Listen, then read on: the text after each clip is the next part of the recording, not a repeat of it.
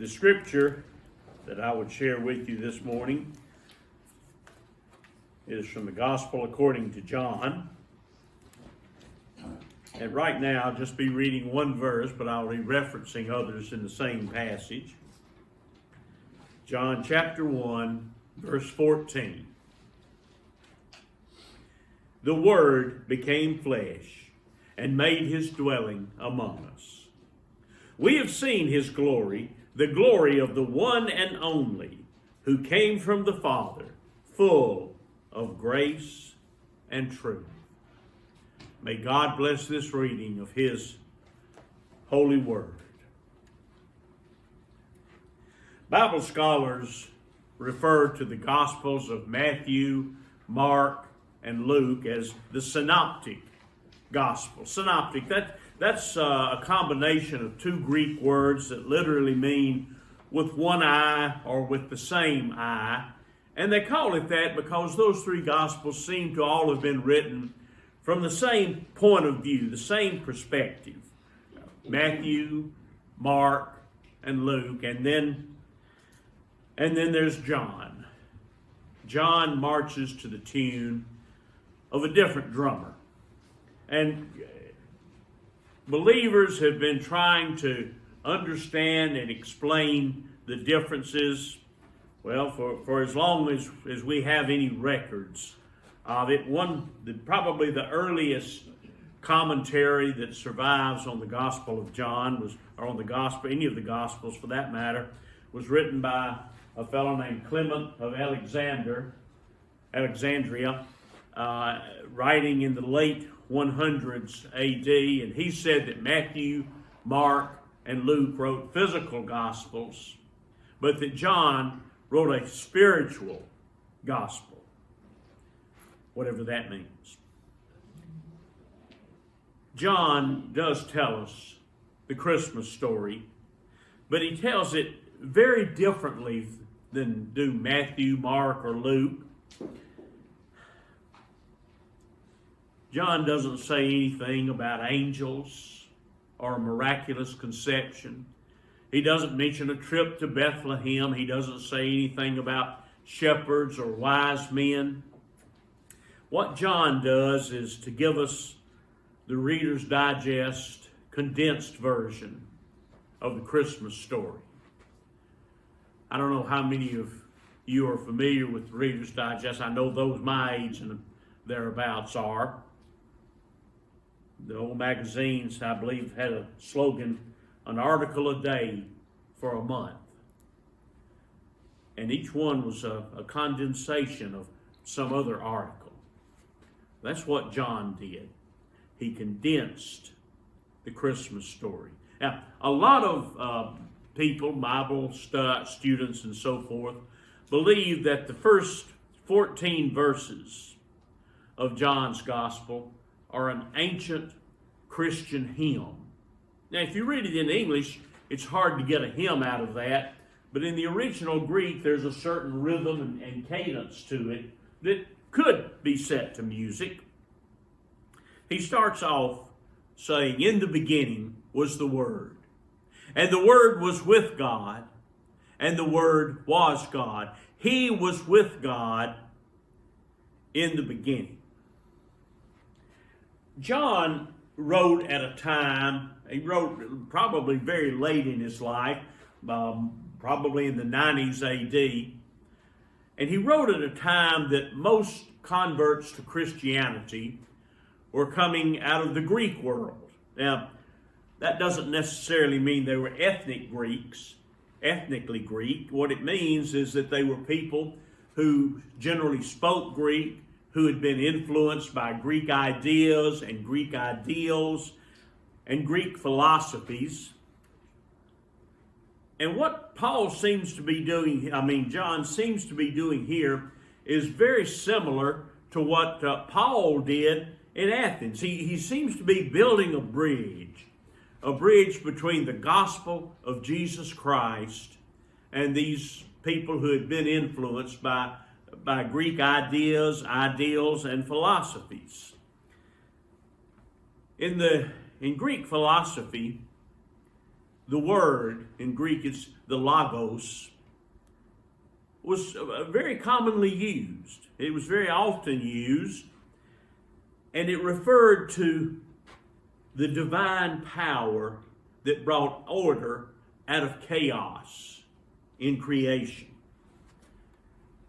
What he's saying is something that pretty much Greek speakers could agree with about the Word being this creative force of God, even if they did kind of scratch their head on this part about the Word was God and He was with God in the beginning. Greeks could pretty much agree on that.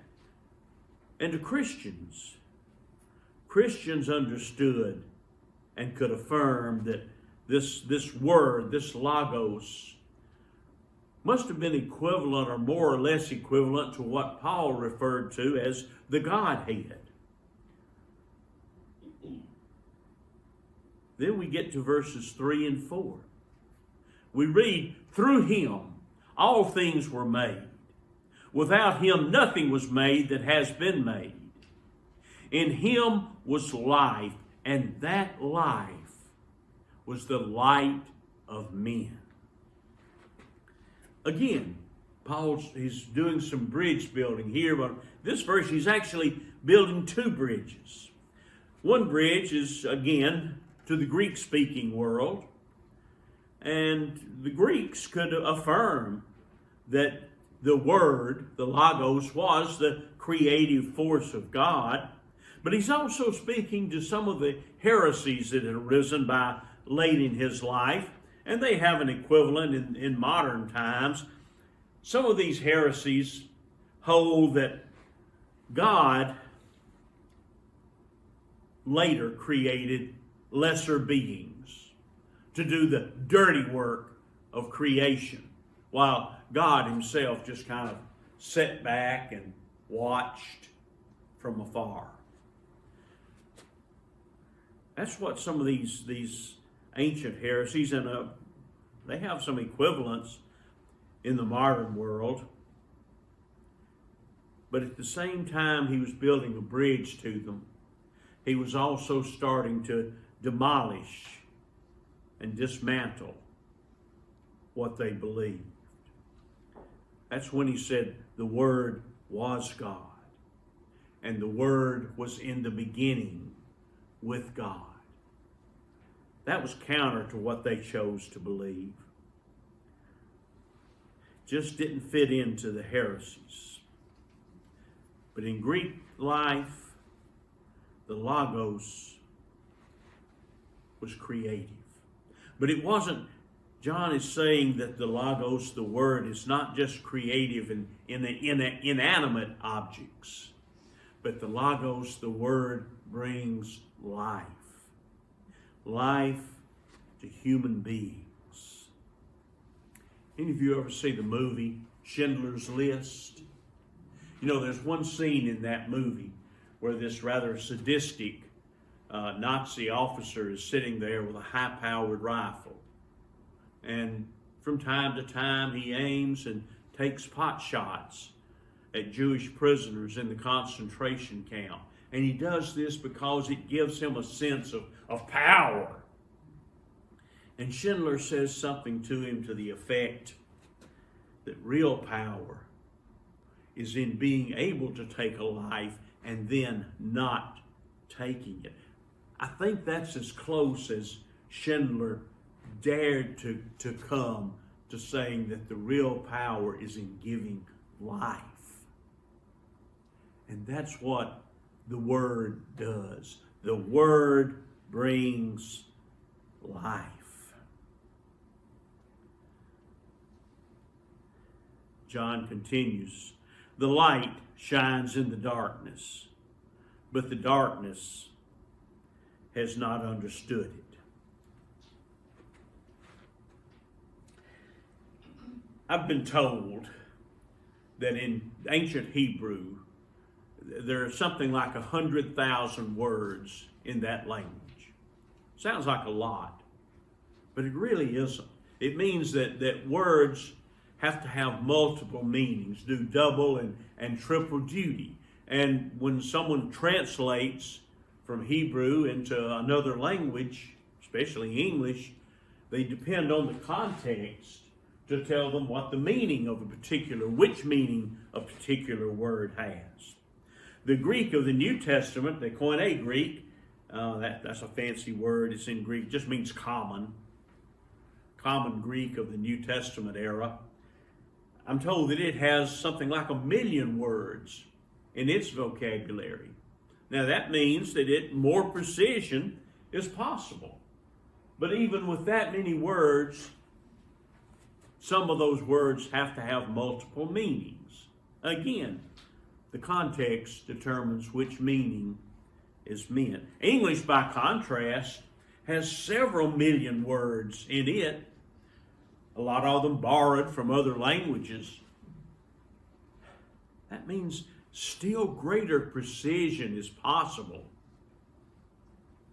But when a word has multiple simultaneous meanings, it's impossible in English to distill it down to just one word.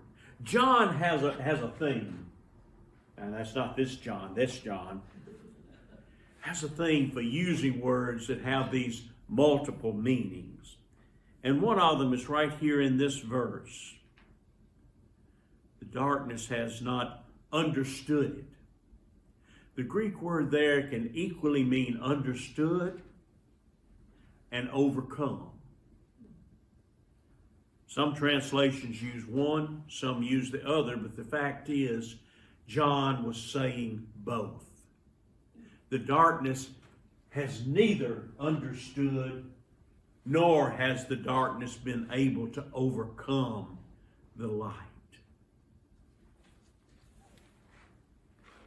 People like Adolf Hitler, Joseph Stalin, Pol Pot, and many others throughout history, they haven't understood the light. And they've tried to overcome it, but inevitably, they failed. When we look at the next verses, 6 and 7 and 8, those are references to John the Baptist. The Apostle John was saying John the Baptist was not that light, but he was a witness to the light. Then when we get to verse 9 is a transition, going back to the light, going back to the Word, going back to the Logos. He says, the true light that gives light to every man was coming into the world. And then he writes, he was in the world, and though the world was made through him, the world did not recognize him. He came to that which was his own, but his own did not receive him. Yet to all who received him, to those who believed in his name, he gave the right to become children of God. Children born not of natural descent, nor of human decision, nor of a husband's will, but born of God. In those four little verses, John manages to move from the creation of the world to human life, Adam and Eve, and the growth of sin, to Jesus Christ. Just took him 4 little verses to do that. In the 19th century, there was an author named Washington Irving. And one of the books he wrote it under the pseudonym Dietrich Knickerbocker. And the title of his book was A History of New York, from the beginning of creation to the end of the Dutch dynasty. And then it took him a couple of 100 pages to fill that out. John managed to do and summarize more than that. in just those 4 little verses. And that brings us to verse 14. It brings us to John's version of the Christmas story, the first part of that. The Word became flesh and made his dwelling among us. He managed to pack so much into so few words. To those who are familiar with Greek philosophy of the era, he was saying that the Word, this logos, is not just a force. It's not just something inanimate, but rather the Word became flesh.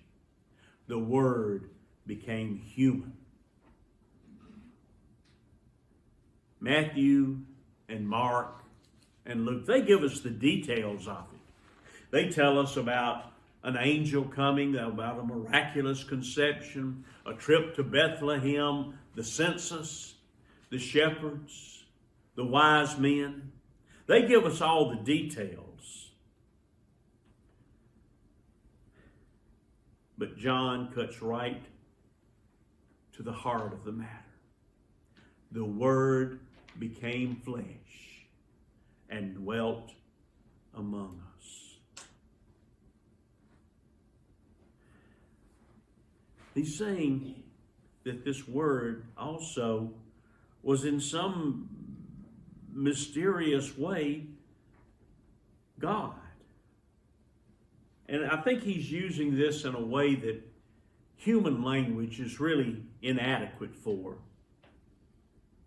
Because what John meant is this: the Word became flesh and made his dwelling among us. Then there's the second part of that verse. We have seen his glory, the glory of the one and only who came from the Father, full of grace and truth. The NIV says the one and only. Some versions say the only begotten Son.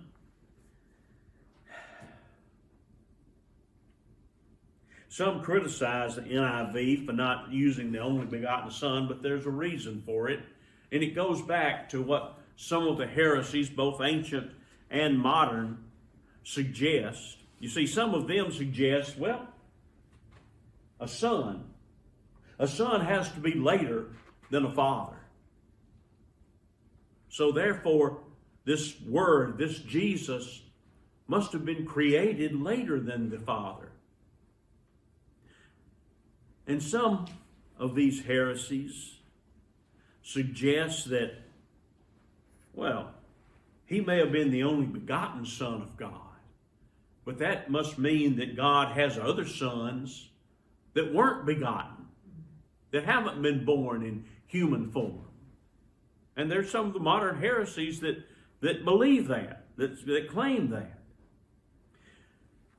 The word that John uses, it's another one of those words with multiple simultaneous meanings that a single word in English cannot translate. But the word is, I've heard it pronounced 2 ways, monogenesis or monogenes. And it is, again, one of those words that simultaneously means the one and only, unique, and the only begotten. It means both simultaneously.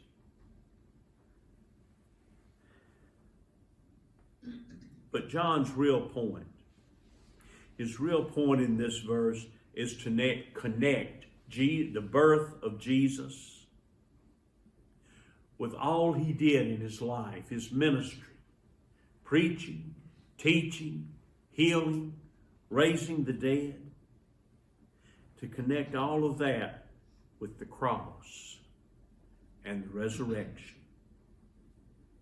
John says, we have seen his glory. That's what he means by his glory. All of that combined into one.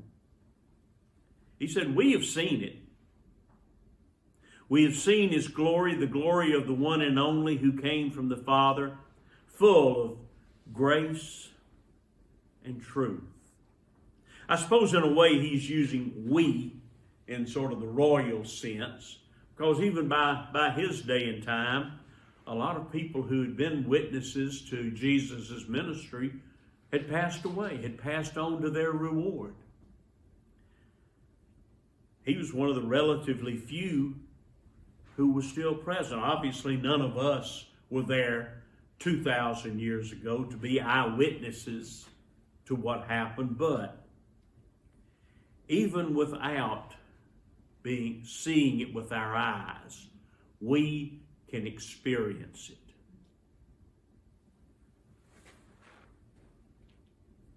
You know, we use that word see in a variety of ways, more ways than we often realize that we do. If I'm sitting at home one day, obviously in the past, and I'm reading the newspaper or a magazine or something, and my wife had seen it and looked at it. Let me see that a minute.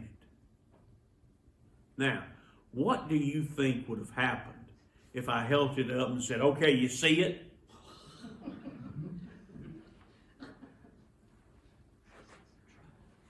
She wanted it in her hands.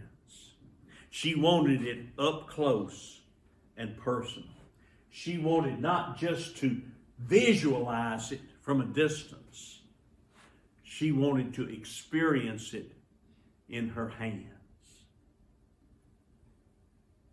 We may not have visualized Jesus teaching the multitudes or healing the sick or raising the dead or himself coming forth from the grave. We may not have visualized that with our eyes, but we can still experience it all. We can still experience it. John is telling us that this divine Logos, this divine Word, was with God in the very beginning. That he was part of God in some mysterious way, and that he was the agent of creation. And yet he has come in the flesh because the Word is Jesus. John tells us the Christmas story in its bare essentials. The Word became flesh and made his dwelling among us. We can experience him.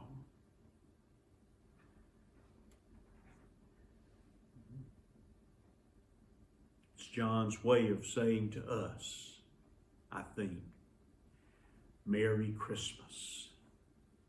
May God bless.